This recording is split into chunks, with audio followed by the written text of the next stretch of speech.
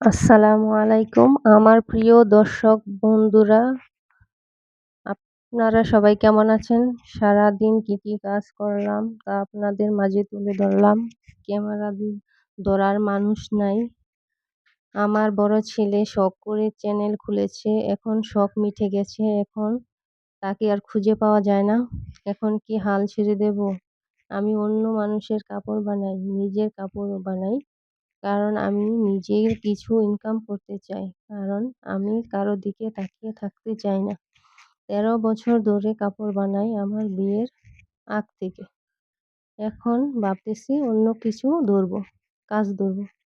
আপনারা যদি আমার বাড়ির ভিডিও দেখে থাকেন তাহলে বুঝতে পারবেন আমি কি কাজ করব।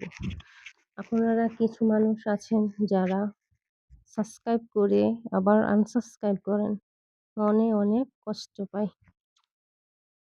আমি কাউকে সাবস্ক্রাইব করে আবার আনসাবস্ক্রাইব করি না। কারণ আমার তো কোনো টাকা খরচ হয় না। আমার তো কোনো সমস্যা না। আমি একবার সাবস্ক্রাইব করে কেন আনসাবস্ক্রাইব করব?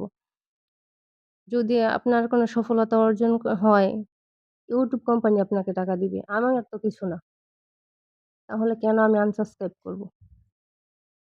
এই যে আমার কিছু মানুষ সাবস্ক্রাইব করে আবার আনসাবস্ক্রাইব করে মনে অনেক কষ্ট লাগে YouTube এ। আর Facebook এ মাঝে মধ্যে হয়। ফলো দিয়ে আবার ফলো ব্যাকও নেয়।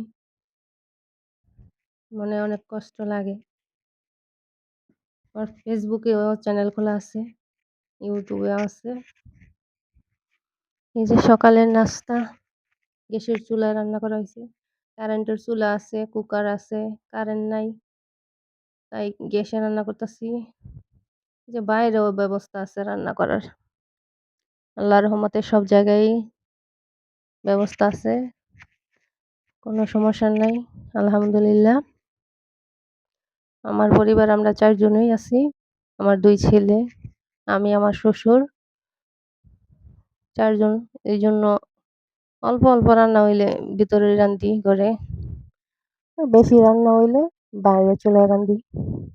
আর আমার সময় নাই বেশি, আমি ভিতরে এইজন্য রান্না করি। আমি আবার কাপড়-চোপড় বানাই, দেখতেই পাইছেন। তাই আমার চ্যানেলটি ভালো লাগলে একটি লাইক, একটা কমেন্ট, একটা সাবস্ক্রাইব করে দিবেন।